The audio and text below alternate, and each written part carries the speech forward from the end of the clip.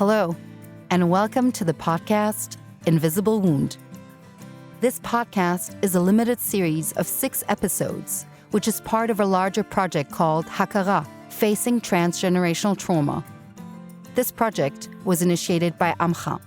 AMCHA is an organization that was established in 1987 by a group of Holocaust survivors and devoted mental health professionals. My name is Sharon Ryba-Kahn. I'm a Berlin-based filmmaker and a third generation of survivors of the Shoah. This is the perspective I'll be speaking from. For this podcast, we will be traveling to what is known to be the world's oldest continent, and which we know as Australia. The Aboriginal people of Australia are the custodians of the world's oldest living culture, a culture that is 60,000 years old. In order for me to avoid any types of cultural appropriation, I ask each of my guests to introduce themselves and for them to share where they are from and how they perceive trauma, and also how fighting trauma is present in their work and in their lives. In this episode, we welcome Shannon.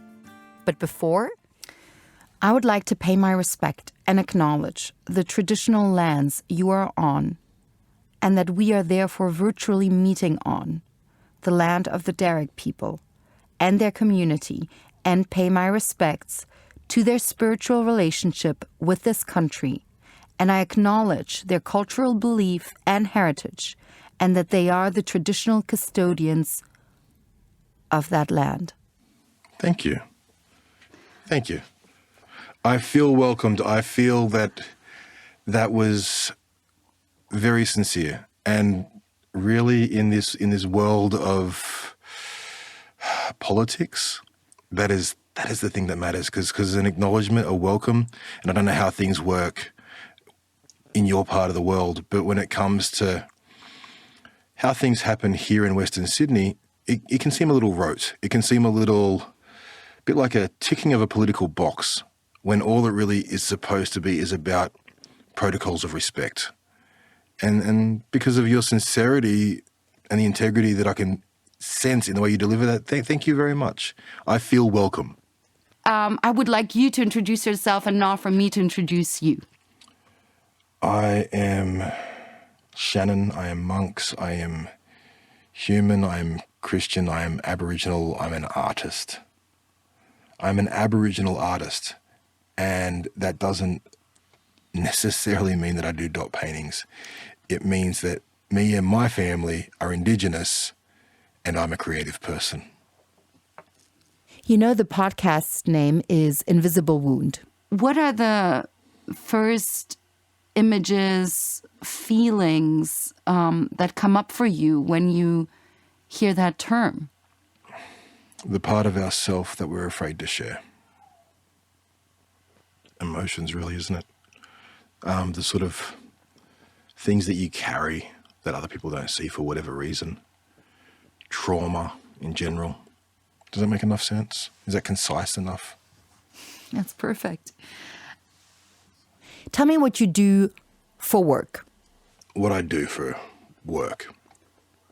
Going into schools and helping young people connect with Aboriginal culture, but not just culture, but more so community. And not just community, but history and politics. Wherever these young people feel like they have a gap, wherever they feel like their yearning for knowledge and connection has a void that they want to reach for and fill, that's where I want to help them learn. So last week, I was in a class and we were talking about the stolen generations. It became apparent that there were a number of kids in that class, a number of students who weren't really aware of what that term referred to. So we decided to get into it. This week, in each one of my classes, I've been playing a video from a collection of online testimonies just about people's personal experiences as members of the stolen generations. So we've watched some really intense, testimonies, expressions of experience, had some discussions to really get into what that was about. I'm not sure that people know who are listening what the stolen generation is. And while this is really horrible, this is one of the reasons that No, of course. we are doing this. So would you be so kind and take it a step back and maybe even explain how you explained to these children what stolen generations are? Well, one advantage that we have in the groups that I've got structured is that I like to bring other people in with me, other Aboriginal people from the community to share their perspectives, because community is a broad term. It speaks to every member of the community, and every member of the community has their own lived, valid experience.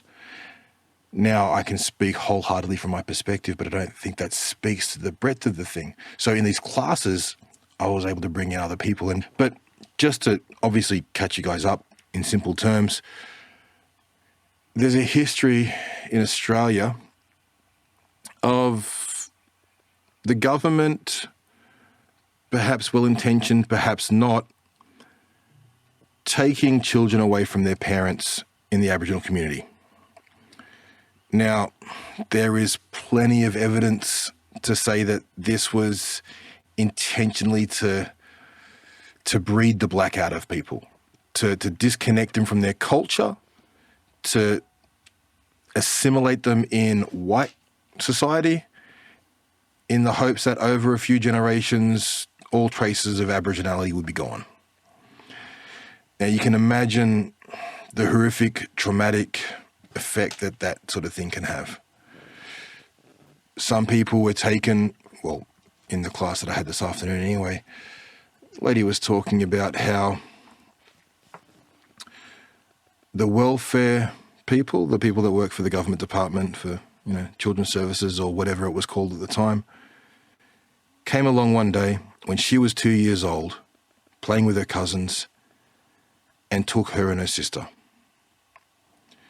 They took them both, and they told the other children that they weren't allowed to tell anyone. If they told anyone, they would come back and take them as well.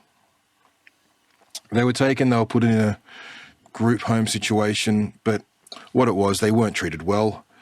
And in the meantime, their mother comes home to find the children missing, fears that they've been killed, searches the bush looking for their bodies, goes town to town looking for her children, and no answer is given to her.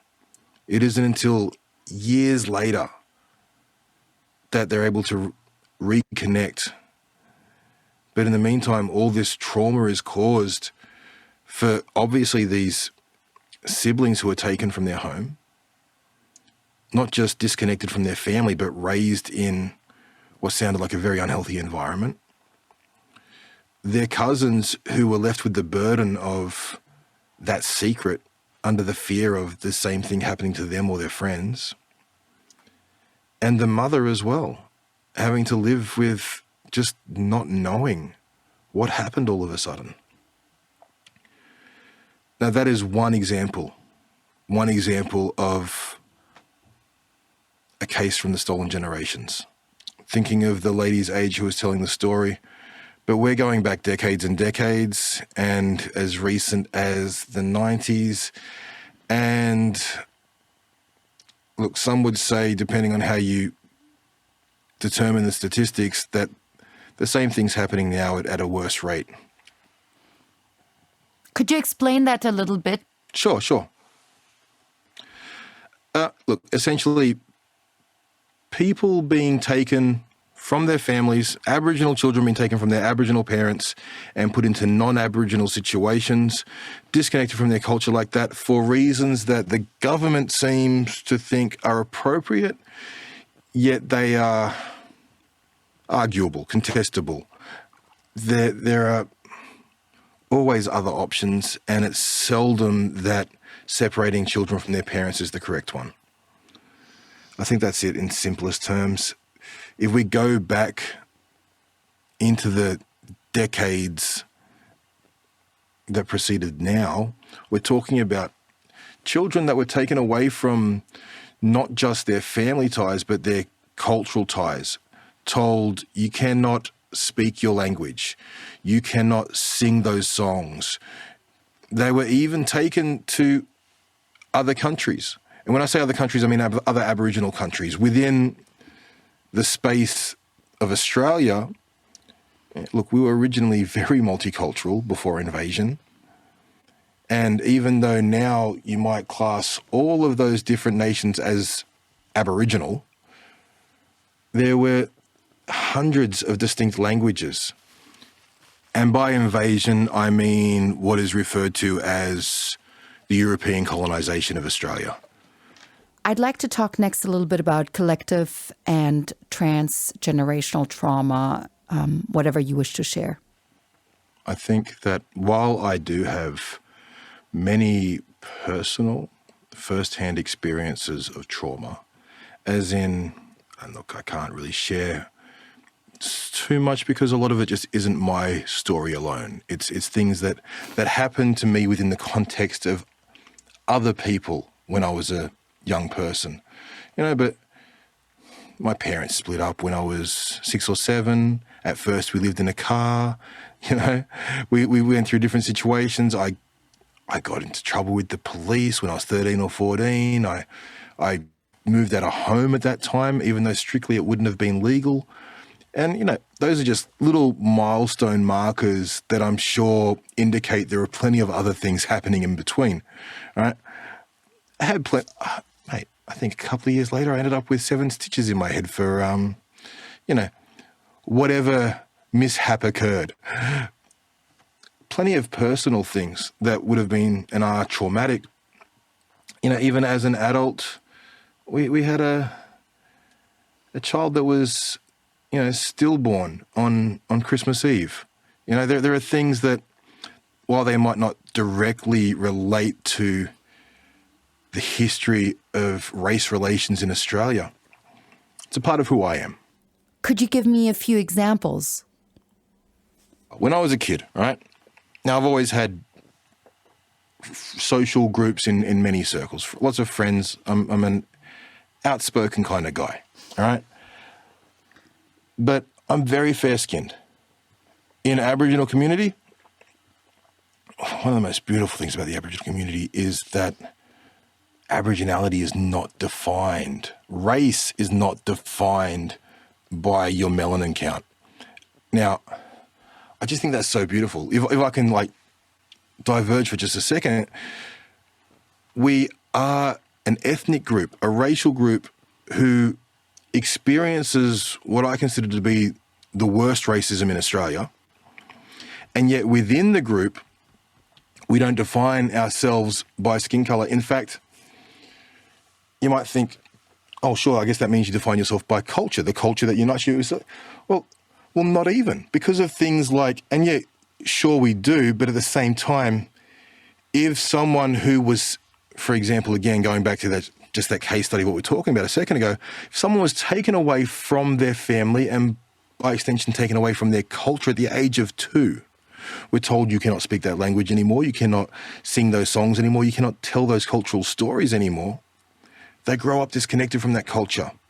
They might even grow up not even knowing that they're Aboriginal. Especially if they're fair-skinned like me. A lot of fair-skinned people were targeted to be taken away from their families in the hopes of getting rid of Aboriginality, of breeding it out, of assimilating the fairer skin to be fairer even more in the next generation. So if someone doesn't even know that they're Aboriginal and then discovers it later, their ignorance was no fault of their own. They were a victim. They discover it later. The Aboriginal community isn't like, oh, well, you know what? You weren't black enough a minute ago. You're not black enough now. No. Black among the Aboriginal community, the word black is a synonym for Aboriginality. Surely at one point it was all about a reference to skin tone. But now, under the injustices of things like the stolen generation, while it remains a synonym for Aboriginality, it no longer, is a reference to aesthetics of skin tone, because we're still family. My mum is still my mum. Her mum is still her mum, regardless of what other ethnic genetics have made their way into the bloodline in the meantime. And it's about family. It's about, I don't know what culture is like in Berlin, but one of the most beautiful things about, to me, being Aboriginal, being part of that community, growing up was that, let's say, I went and slept at my auntie's place one night, right? So my mum, she's one of 6 daughters and 2 sons, right? So my mum's got 7 siblings, 8 in total.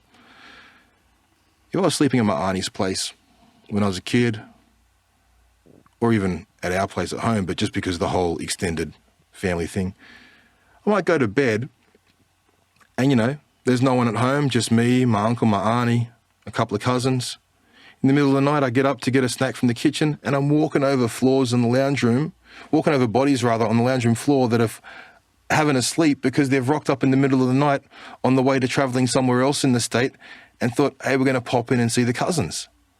And to me, that's a beautiful thing. That's this sense of extended yet very much family that goes beyond what I've experienced in non-Aboriginal Australia. But, all right, back to me being a kid, having different social groups, being fair-skinned. I'm accepted as black by the black community. I'm seen as white by the white community. And so I'm received as one of their own by anyone, all right?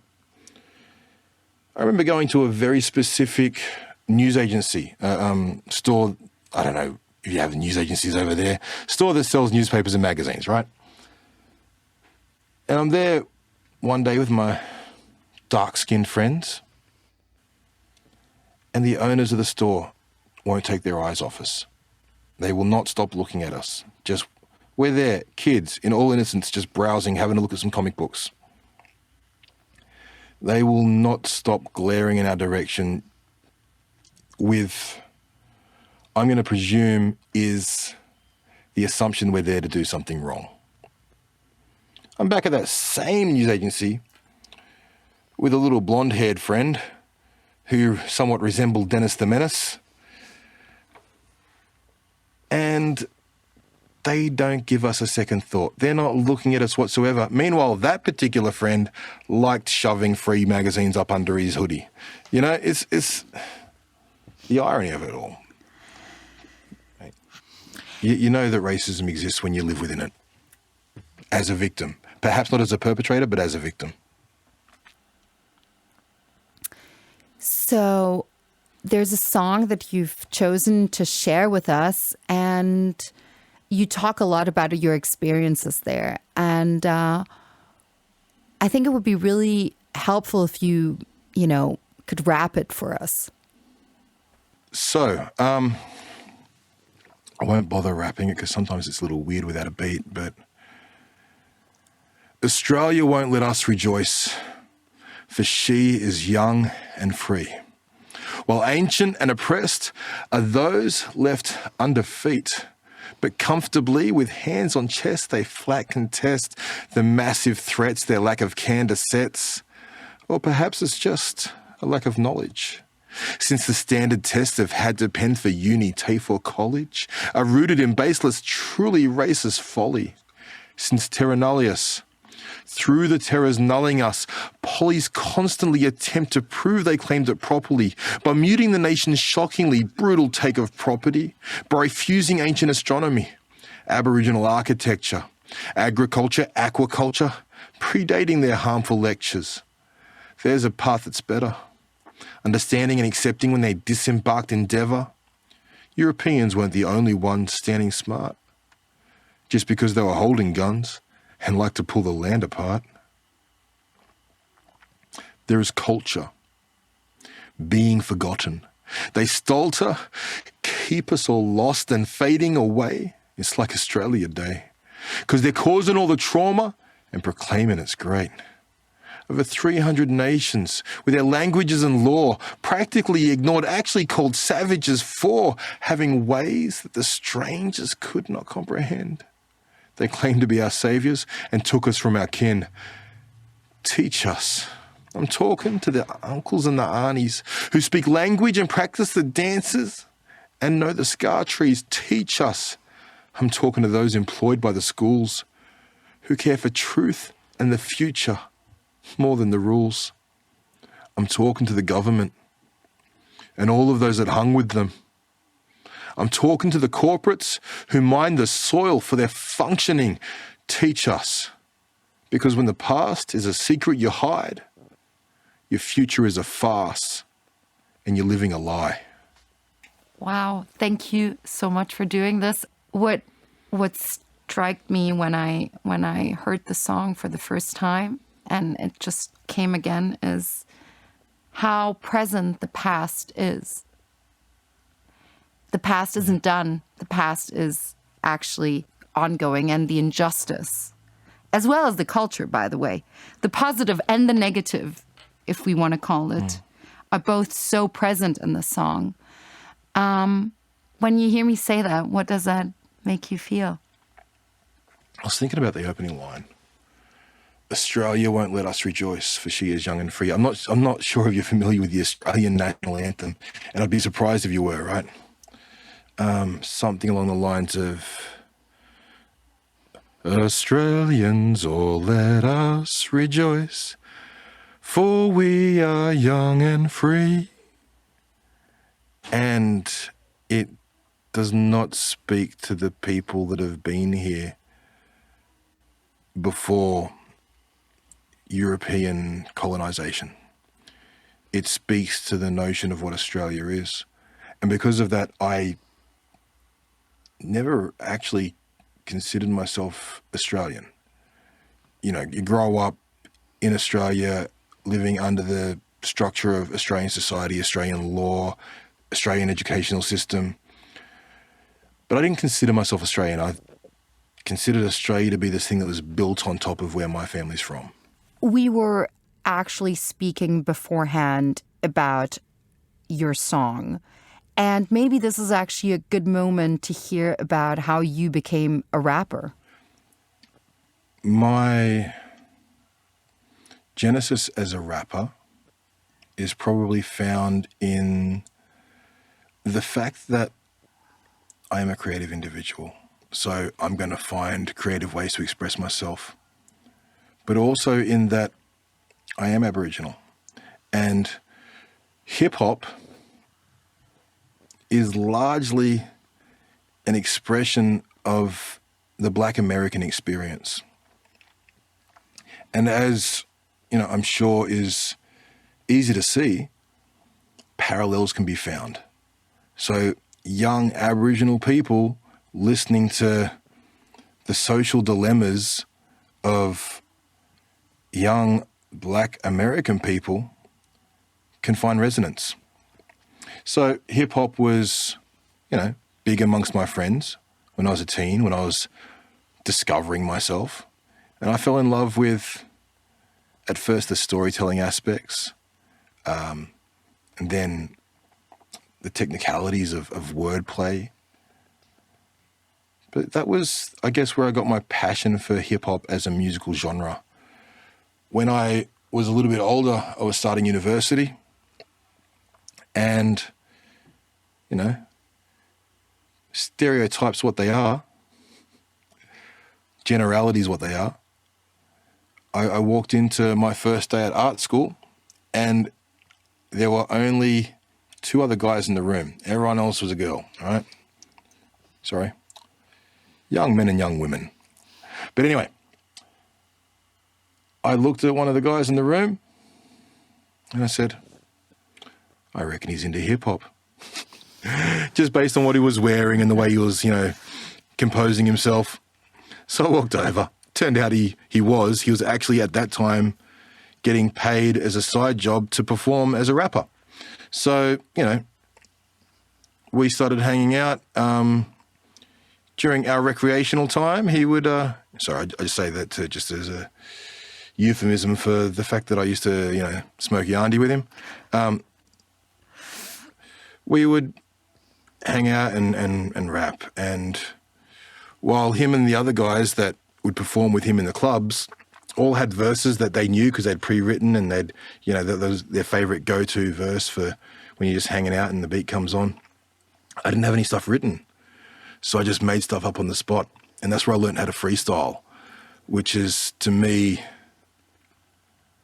such a core aspect of hip-hop culture and just the art in one of its purest forms.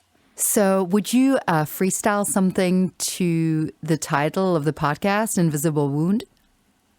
All right. Man, deep inside me, I've got an invisible room. I'm sitting here, it's a digital room. I'm in one country, you're in another, talking about things to do with my mother when I was growing up, when I was just a kid, but I don't want to revisit things deep in the mist of memory, things I'd forgotten, but a remedy somehow, if not here, is to grab onto it and speak it all out. Find the strength and to bring it aloud. You can find healing in sharing your thoughts. Your open wounds are personal, of course, but find the space and find some friends. Speak your heart. Don't pretend. And I know this isn't rap because I haven't got a beat, but it's still spoken word, and this is really me. Unique thinking, lyrically in rhyme, delivering these things specifically in time to a meter that I find deep within my heart. And now is the end, though it's somehow the start. Oh my God, that was so cool. I'm so moved. Thank you so, so much. On a completely different topic, I'd love to go back to basically what you do in those workshops with those kids. I mean, you are dealing with the eradication of culture, or the consequences of the attempt of eradication of culture. Could you tell me a little bit about that? Now, it means different things to different scenarios. Because what I try to do is help the young people empower themselves with,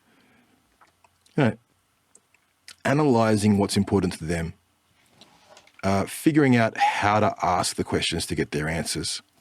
And a lot of the time it is just talking to family members to say, hey, Mum, I know we're Aboriginal, but what tribe are we actually from?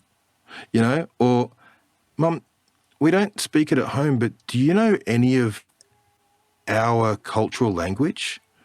Or, hey, Dad, did we have any members of the stolen generations in our family? Or do we have totems? Do we have Dreamtime stories? Do we have things in our family that I can learn? Sorry if I've ever seemed disinterested.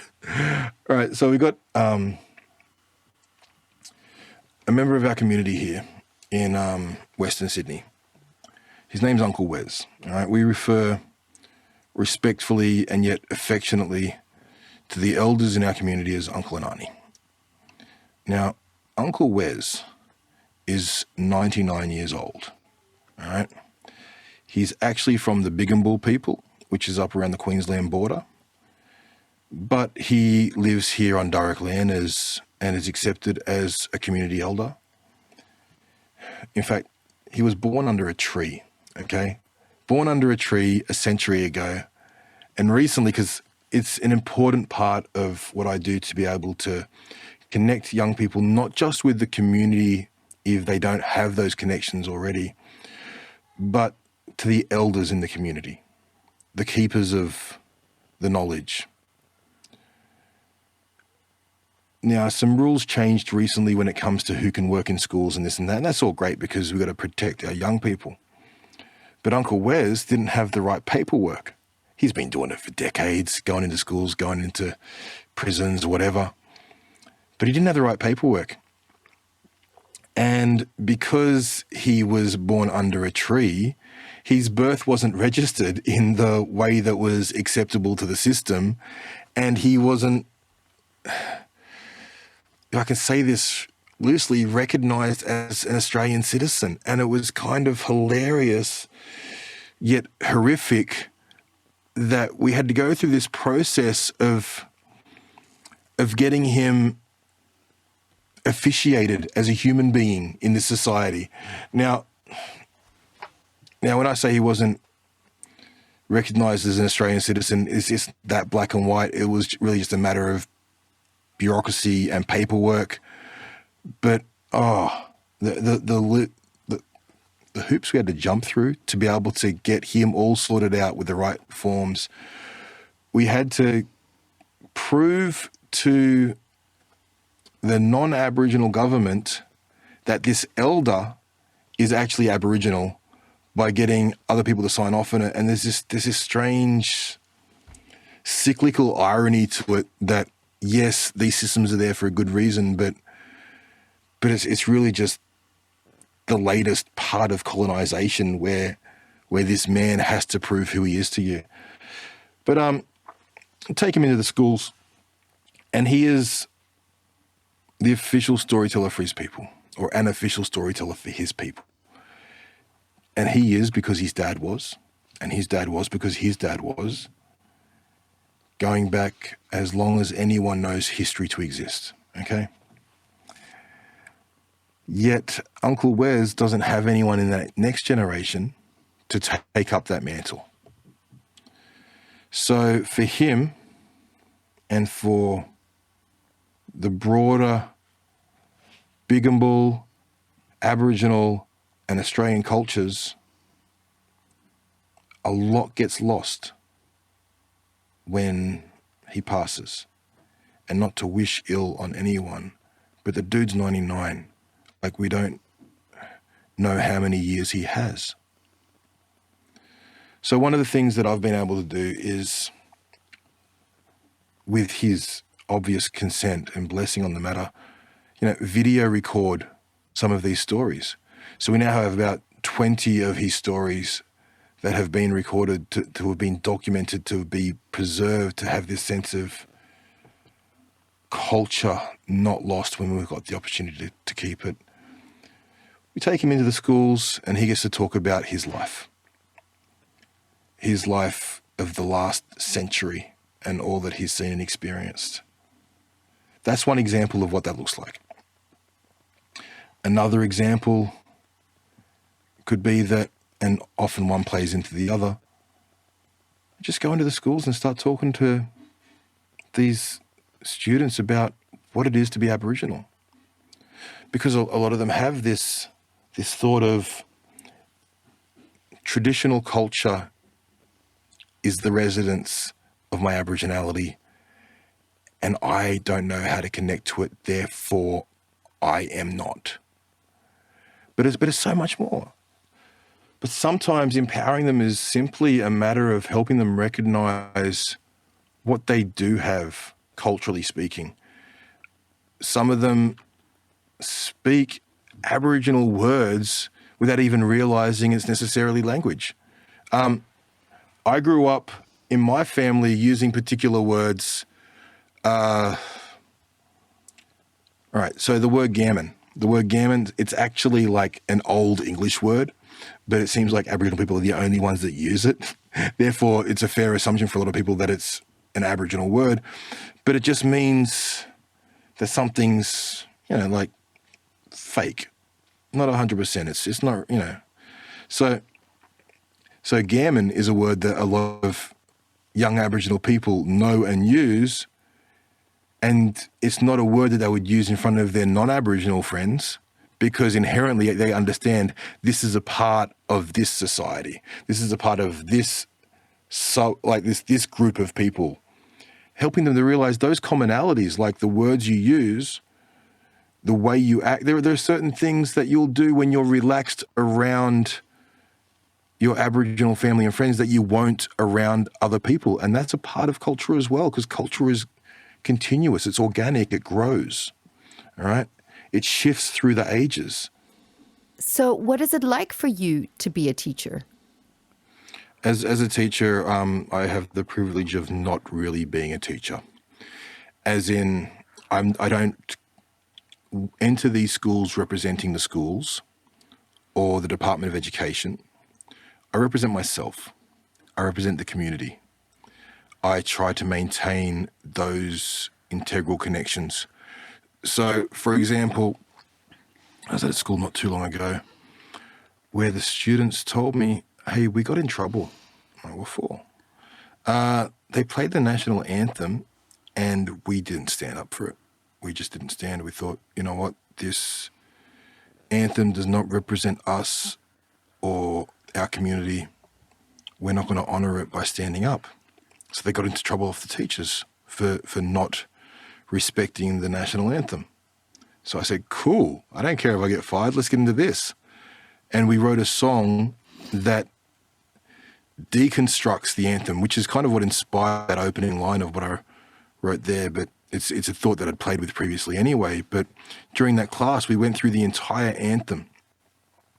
And it's maybe an idea I'll go back to personally on my own one day, but wherever a line in the song said something that we thought was a falsehood, we replaced it with the truth of history as we know it.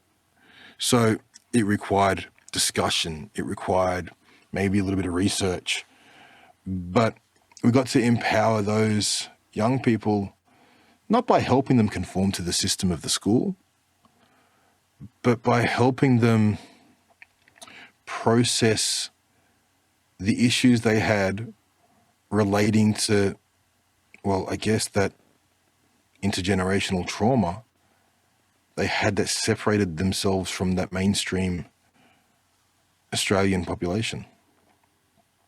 Now that was one incident, that was one exercise, but it highlights how I get to not be that traditional authority figure that they have.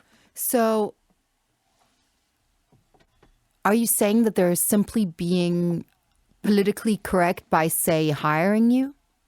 Perhaps. I can't speak to people's motivations when I don't really understand them. But sometimes ignorance is show. For example, missionaries that took in Aboriginal people, young children who were taken away from their families. They may have sincerely thought that they were doing the right thing, okay? Telling these children, look, this is Australia, don't speak that language, speak English. This is the Bible, it's the truth, we're going to make you learn this. People can do things with nice motivations, but if they don't understand the context within which they're doing them, then they can have horrible repercussions. So people might hire me to do a particular job, say, all right, we want to help these young people grow stronger in their sense of identity and connection to culture and community, all right? But they wouldn't necessarily expect that to mean that helping them grow in who they are might cause them to butt heads with the system that is perhaps even paying for the program. But if that helps them find who they are and find their place in the world and understand their own history and community better, then great. I'll teach them to speak their mind. I'll teach them to educate themselves while doing it, even if it goes against what mainstream Australia thinks is the right way of doing things. Because once again, that just comes back to colonisation. What would help to heal from your perspective? What would it look like? What would be the solutions you could think of? The assumption that everyone at their core cares. The assumption that everyone at their core needs help in understanding. But if we accepted that other people are coming from a place of love, but they need our help to get them to a place of understanding, from both sides of the fence, from every perspective, that helps us to understand each other. And when we understand each other and we care for each other, because I think really one provokes the other anyway, because how can you care for someone without seeking to know them better? How can you truly know someone better without caring about what they've gone through? then we're going to end up growing as a community.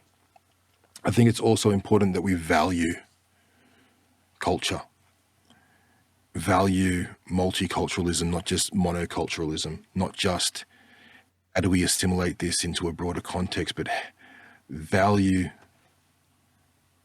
the individual special nature of everyone's histories. Thank you very much, Shannon, for being here with us today, for sharing, for taking the time. No, thank you. Thank you for this privilege to share. So this was our first episode of Invisible Wound. In our next episode, we will be meeting Tanya. She's also an extremely creative person. Her big dream is for people to reconnect to nature. Why that is and what the connection to trauma is, you will find out in the next episode. Thank you for listening. In the meantime, I leave you with the full song of Shannon, aka Monks. Teach us. Teach us the truth about the past. Reach us. Help show us the path. Believe us. We open in our hearts. Way too long. We've been stranded in the dark.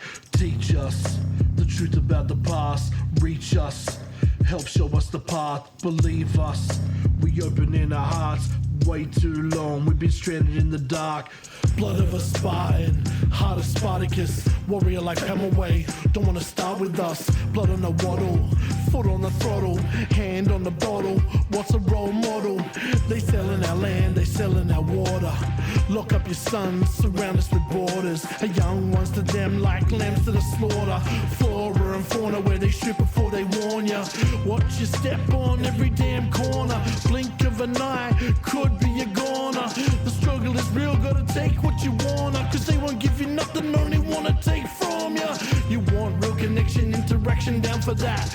Wanna learn from the elders, check the artifacts. Listen to the story, see where the heart is at. Treat our people like a number, you can count on none of that. Australia won't let us rejoice, for she is young and free, while ancient and oppressed are those left undefeated. But comfortably with hands on chest, they flat contest the massive threats, their lack of candor sets, or perhaps it's just a lack of knowledge. Since the standard tests have had to pen for uni, tape for college, are rooted in baseless, truly racist folly.